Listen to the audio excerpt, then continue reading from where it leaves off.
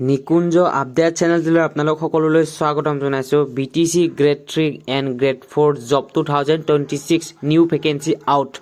Grade 3 and grade 4 simple 8 pass 10 pass 12 pass and graduation গোটেই যিসকলৰ education qualification আছে তেওঁলোকে এই পোষ্টত আবেদন কৰিব পাৰিব। আৰু ইয়াৰ লগতে ফৰেষ্ট গাৰ্ড এণ্ড ফৰেষ্টাৰ 1 BTCৰ প্ৰত্যেকটো জিলাতে আপোনালোকে চাকৰি পাব।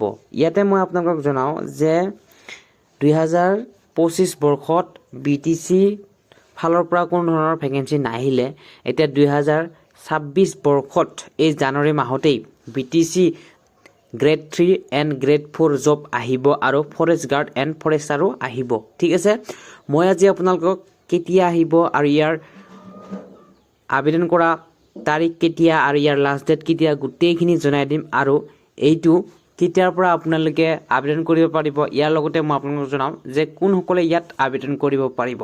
সকলো তথ্য এই ভিডিঅ'টিত পাব। আপোনালোকে এই ভিডিঅ'টি সম্পূৰ্ণকৈ চাব, তেতিয়াহে বুজি পাব। আৰু যদি মোৰ চেনেলটোত আপোনালোকে পোনপ্ৰথমবাৰ আহিছে তেনেহ'লে ছাবস্ক্ৰাইব কৰিবলৈ একেবাৰে নাপাহৰিব। পোনপ্ৰথমতে মই কওঁ আপোনালোকক যে পোনপ্ৰথমতে গ্ৰেড 3 এণ্ড গ্ৰেড 4 আগৰ ভেকেঞ্চিবোৰ এতিয়া ইনকমপ্লিট হৈ আছে। সেই ইনকমপ্লিট ভেকেঞ্চিসমূহ কমপ্লিট কৰিব গৈ আছে। ঠিক আছে, এই জানুৱাৰী মাহতে কমপ্লিট হ'ব। আপোনালোকে জানুৱাৰী মাহৰ শেষৰ ফালে আপোনালোকে নতুন ভেকেঞ্চি দেখিবলৈ পাব। ঠিক আছে, grade 3 and grade 4 official notification out হৈছে ইতিমধ্যে। কিন্তু কিমান ভেকেঞ্চি আহিব আৰু কেতিয়াৰ পৰা ইয়াত আবেদন ষ্টাৰ্ট হ'ব সেইটো ইয়াত মেনশ্যন কৰা নাই। কিন্তু গ্ৰেড 3 গ্ৰেড 4 আৰু ফৰেষ্ট গাৰ্ড আহিব বুলি কৈছে সেই নটিচখনত। ঠিক আছে, আৰু আপোনালোকে কোনো ধৰণৰ চিন্তা নকৰিব। আপোনালোকে চিম্পল 8 পাছ 10 পাছ 12 পাছ গ্ৰেজুৱেশ্যন বা পষ্ট গ্ৰেজুৱেশ্যন কৰিলে আপোনালোকে এই ভেকেঞ্চিসমূহত আবেদন কৰিব পাৰিব। ঠিক আছে, মই আপোনালোকক কৈছোঁ এজ লিমিট হৈছে আপোনালোকৰ 18 বছৰৰ পৰা আপোনালোকে 45 বছৰলৈকে আপোনালোকৰ এজ লিমিটটো থাকিব। ঠিক আছে, আপোনালোকৰ কেটেগৰী ৱাইজ থাকিব এজ লিমিট। যেনে ধৰণৰ ST এইডছৰ 5 ইয়াৰ্ছ থাকিব, PWD 10 years, OBC MOBC 3 years.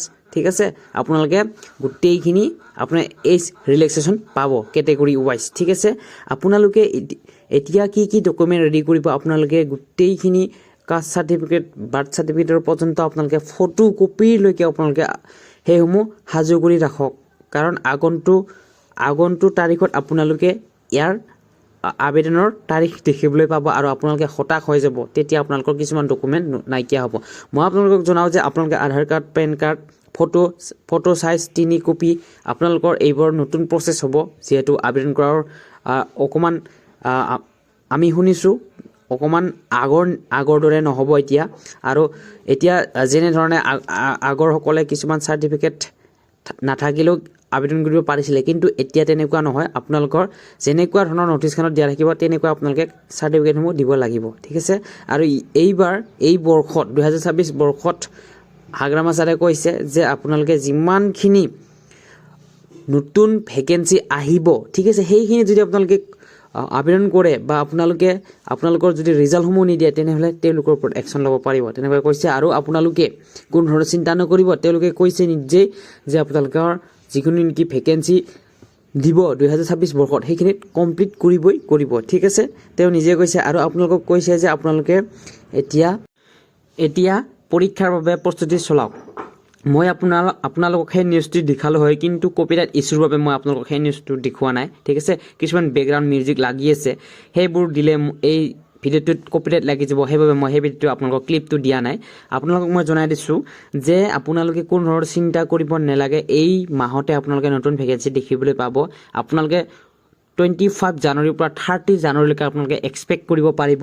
সেইসমূহ ডেটত আপোনালোকৰ নতুন ভেকেঞ্চি আহিব গ্ৰেড 3 এণ্ড গ্ৰেড 4 আৰু লগত ফৰেষ্টাৰ এণ্ড ফৰেষ্ট গাৰ্ড আপোনালোকে দেখিবলৈ পাব। ঠিক আছে, এইটো সুন্দৰ পদক্ষেপ লৈছে আপোনালোকে। এতিয়া যিসকলে গ্ৰেড 3 গ্ৰেড 4 এক্সাম তেওঁলোকে দিম বুলি ভাবিছে বা আবেদন কৰিম বুলি ভাবিছে তেওঁলোকে এতিয়া প্ৰিপেৰেশ্যন কৰিব বা ষ্টাৰ্ট কৰক। ঠিক আছে, এতিয়া কম সময়ত বা আপোনালোকক বেছি দিন নিদিব, কাৰণ 2-3 মাহ দিলে আৰু তাৰপিছত আপোনালোকৰ এক্সামটো হ'ব। ঠিক আছে, ভাইভা হ'লে ভাইভা হ'ব, এক্সাম হ'লে এক্সাম হ'ব। ঠিক আছে, আৰু ভিডিঅ'টো ভাল পালে লাইক কমেণ্ট শ্বেয়াৰ কৰিবলৈ একেবাৰে নাপাহৰিব।